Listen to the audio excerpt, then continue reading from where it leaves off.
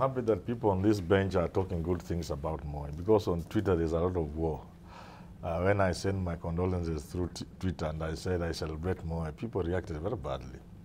I hold the view that this is a time to mourn and celebrate and to condole with those who have lost somebody. A time would be there when we can say other things about Moi.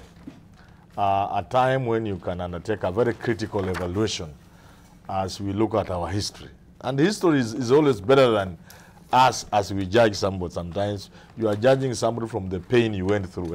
It's understandable, but that is not how history is written and how it's recorded.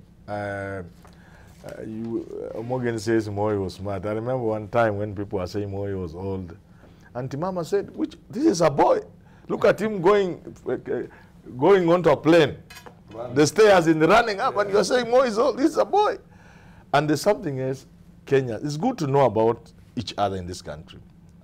I live among the Kalenjin, and I've lived among them for a while. There's something, if Kenyans had known about the Kalenjin, both Shole is a young girl, she may not know. There is something called Kalenjin pride. It could not have allowed Moi to go into office until he was frail and senile. That pride. And I saw it in the corner of his eye in Malawi during a Commonwealth meeting when the frail old Kamus Banda tripped and I saw something in Moi's eye telling you he could not allow himself to get there. So when people were saying Moi would not go, I was just laughing. He wouldn't. The Kalenjin pride would never have allowed him. Even if you had not removed multipartyship, yes, he would have left. Because I saw it when Kamuzu Banda was, I think we must celebrate Moi's life. There are many good things Moi did. One day I was giving a talk somewhere and somebody shot up and told me, Moi was a bad man. And I don't know, I can't remember the context. Then I looked at him and he was supported by many other people. I told him, when I look at your age, you people with your degrees, because you have many degrees, I know. If Moi had not increased universities, if Moi had not brought the quota system that gave a chance to people in this country who would otherwise never have gotten a chance, yes, to be anything, I'm sure most of you in this room will not be here. If Moi had not increased the universities from University of, and he was vilified for that. People said he was watering down education by merely adding 2 universities, Kenyatta and Moi, then Kenyatta. And by the time he left, there were like 7. People said he was destroyed. I told, if that were not the case, those of you who joined university with 10 points would have required 15, 16. And you in this room would not. I challenged them. How many of you had more than 10 points? Which means they would not have gone to university. So there are many good things Moi did. There are many nurses in this country from other parts of the country who would never have been nurses if Moi had not introduced the quota system. In a way, I also was asking somebody, when you say Moi is a bad leader, perhaps he's a bad leader. He's done some very bad things, which we shall discuss another time. But can you imagine a situation Kenya would have been if Akikuyu had succeeded Kenyatta? Njoroge Mungai. The arrogance with which, honestly, we must speak this thing at the right time, not now. The arrogance with which some people are moving in this country. PCC, Mahiu in Coast, Mboro in Western, Madenga and the Kim, the engineer in. If you went to Kakamega Sports Ground, Sports Club, my friend, and Mboro was there, my friend, what are you talking about? If Kenyatta had been succeeded by Akikuyu, this country would have gone into civil war. Honestly. Ngugi in Northeastern province at the same time. Yes. Yes. So, out of the 7 when we write our history and the time will come, we shall talk about this. Yes. We shall say, we will not celebrate the excesses.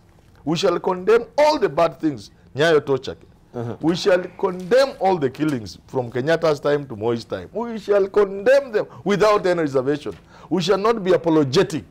We shall write our history, but we shall also examine the context. Yes. And say, within this context, bad as some of these things were, And because running government, I've always wondered when people, from the time Moi died, I've wondered. Thank you. People think running government is a small thing. Running government is very complex. And governments commit all manner of stupid things. Right, and I think but we cannot excuse them. Taifa Law has really captured what you're really talking about. If they took over, and these are the faces also who really frustrated Daniel Toroitich arap Moi. This is on the front page of Taifa Leo. There you go. This is Isaiah Madenge, James Mungai, and Guy Mugatende. And it says, let me just try and zoomed out. It says here, aliyekuwa rais wa pili wa Kenya, hayati Daniel arap Moi, alihangaishwa na kubabaishwa na kuaibishwa na maafisa watatu wa serikali waliokuwa wakihudumu mkoa wa Rift Valley. Yeye akiwa makamu wa rais wa mzee Jomo Kenyatta. Maafisa hao walikuwa mkuu wa mkoa Isaiah Mwai Madenge, mkuu wa polisi James Erastus Mungai, and muhadisi wa barabara Kim Gatende. Hey, those were powerful guys, man. Those were powerful people. What? Nakuru belong to them, but you know what are people taking? When I see people talking sometimes, I say, do they understand our history? But that time will come. But that time will come. When Thank we you. shall talk about our history. Thank you. We'll come to you, Farah. But I want to introduce Helen Nafuna. Helen Nafuna is an avid fan of AM Live, and he also benefited very, very, closely. She, I should say, she also benefited, because I'm always used to manuals. Yeah, I'm being castigated. Helen, an 844 pioneer who benefited from a government bursary scheme for the best 3 students who performed well from 42 districts. She attended Kenya High School and had an opportunity to interact with the late former president while at Kenya High when he came to visit the school. And of course, she wanted to talk about his role in empowering women through the Beijing platform of 1985 that we've not really been talking about it. That is what he talked about to them in 1988, and she's not seen anyone really talking about this particular program, and just maybe gender, and how also the late President Moi also mainstreamed gender parity in the Republic of Kenya. Helen, good morning. Thank you for joining us today. Good morning too. I'm grateful to be in this program this morning. Yes. My name's Helen Nafuna Ngema. I come from Bungoma County. Yes. And I am a beneficiary of Moi system, 844 system. I am the pioneer who did the KCP in 1985. Yes. In a small public school in Bungoma called Bukembe Primary School. And I actually topped the district. Yes. In 42 counties, I got my letter from the paramount chief by then. He's now late, Mwasame Hisa. He brought the letter at home because they used the DC to get the letter to the chief to come to my home with the letter. And in January 23rd, I reported to school. When I reported to school, our headmistress, Mrs. Wanjohi, called me to her office that I have a government bursary of textbook, 500 shillings per term. And by then, school fees for common schools were around 400 shillings. So 500 shillings, I will buy all our textbook, and the remaining will go to my fees. And while at Kenya High School, I mean, it's a privileged school. You come from a school where you've been walking to school barefoot, and here you go to Kenya High and you just see, like, when I marveled. And up to now, I tell Kenyans, you can never, there's no other school like Kenya High. I know in infrastructure, Kenya High has its own class, and even in mannerism. And what we learned, maybe the infrastructure at Kenya High makes the public think the Kenya High School girls are arrogant, are rude, are proud. No. We were taught one thing, that Kenya High School was built by government fund as a model, modern school compared to the schools in UK and elsewhere. And the Kenya High School girls are very moderate, more assertive, that they have benefited from infrastructure from the school. Thank you. So how I interacted with him was in 1988, when they were about to celebrate the Nyayo era, 10 years in power. He called all of us, to the beneficiary, to State House. We had lunch. And we got other students from other schools, like Loreto Rimuru. In Kenya High, at that time, we were around 4 girls from Bungoma. And others were all over Kenya. Then we went. And what amazed us is that he was able to eat with us lunch from every table. He will eat some fruit here and talking and walking. And we were taught by his handlers how to answer. All the time he will ask us a question and we want us to respond. And we will say yes, and the first time we stood. But the second time we say, no, no, no, no. You are now my guest, you just talk as you sit. And what he taught us in that arena, he said there's now a Beijing platform. By then I could not understand this international law, that we are ratifying Beijing protocol, where women are becoming leaders. Women are going to be holding very high offices. And we look upon you because you are gifted academically. You should be leaders of tomorrow. And what he actually taught us was, never talk to people as leaders now. You are now women leaders, while looking down with your feet, drawing some map of Africa with your toes. But look at them in the eye, because the truth is in the eyes of the people. And I was surprised. He said the truth is in the eyes of the people, because men are cunning. They will be telling you many good things.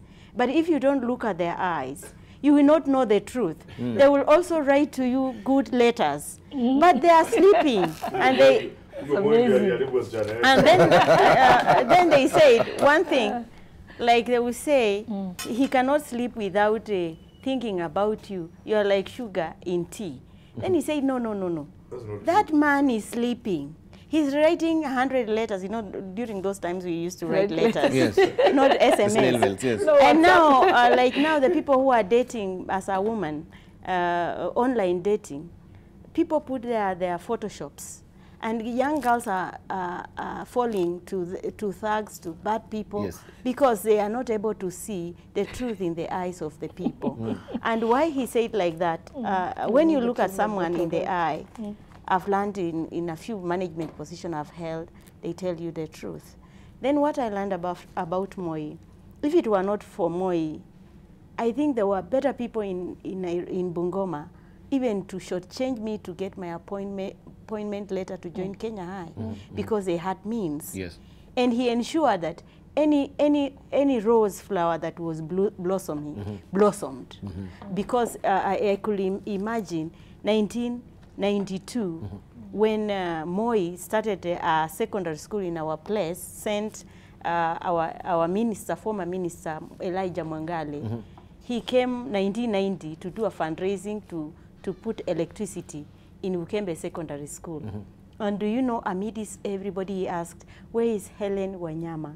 This is me. I had come to attend, I had passed my exam to joining university, but we were waiting. You remember that? Yes, he just called because he was told in Bukembe there's a student who passed very well. Where is she? Sharp memory. So when he called me, Mwangale, everybody was shocked, and Mwangale gave me by then 1,500 shillings to do my shopping to go to university. Just outright, you know, like you are in a public barasa. Where at Kenya, at Egerton University, 1990 to 1995, I was one of the people to be chosen as peer counselor to counsel other students on HIV/AIDS. Reason? He somehow in this circle he always gets to tell the leaders about the people. He follows you, but I didn't know. You know, you are just innocent, like you are like that. So when I was finishing Egerton University, I was among the top 3 in my class because I never had a receipt. I got a direct. I did an interview and got appointed at my irrigation scheme, where we were having JICA. Then I got to Japan. But there about when he was just transiting, there was a lot of retrenchment. Imagine this brilliant Helen at 27 years. She's retrenched from public service because first in, first out. So I imagined if it was Moi, I would go back to my paramount chief. Last in, Faster. Then I go to my paramount chief. I've been to Japan, wasted my years to train in irrigation technology. I come back, serious men who are 50 and above, who don't have my capacity.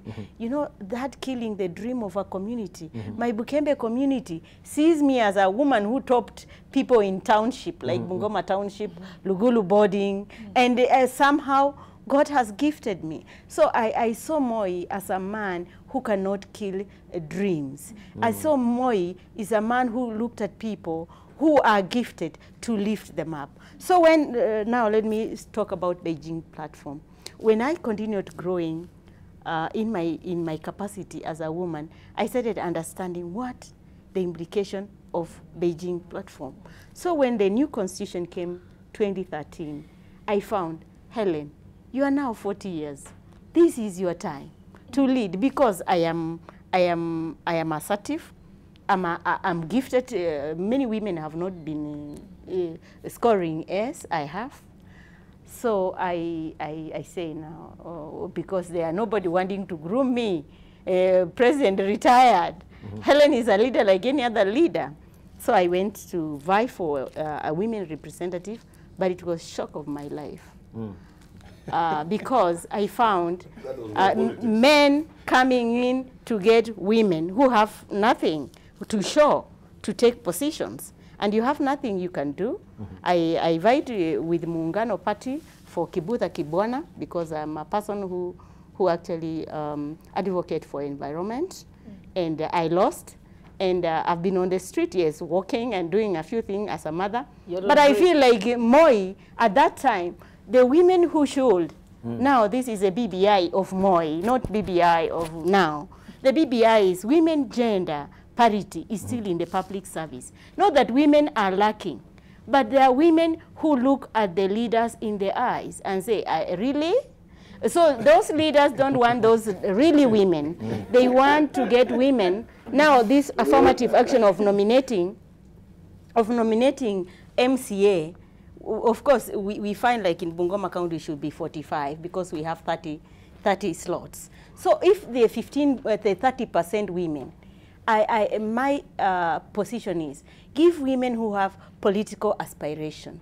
And why was Moi bringing back the people who didn't make it to parliament? For example, in Kenya here, we wanted a governor, and our honorable Margaret Wanjiru was voted for. She was voted for. 5 million Kenyans voted for her. 5 million Kenyans have their preference. And what I believe is, if we give women in power, we are human beings. We tend to do something which we like, with likable people. So my issue is, those women who have shown political will and have supporters, they should be the first ones to be nominated, because they have some small constituency that go with them. But when we nominate women who don't have any aspiration, they don't know what that office holds. So you find their ministers, their MCA, they just spent the whole time of how many years? 5 years, wasted years, because they don't have a constituency that comes to their home. Help me this, I want school fees, I want this. And Moi also taught me something. To tell the public what the international community wants. When structural adjustment program started, he called all... Helen, can we just hold on maybe a bit to the structural adjustment program and just hear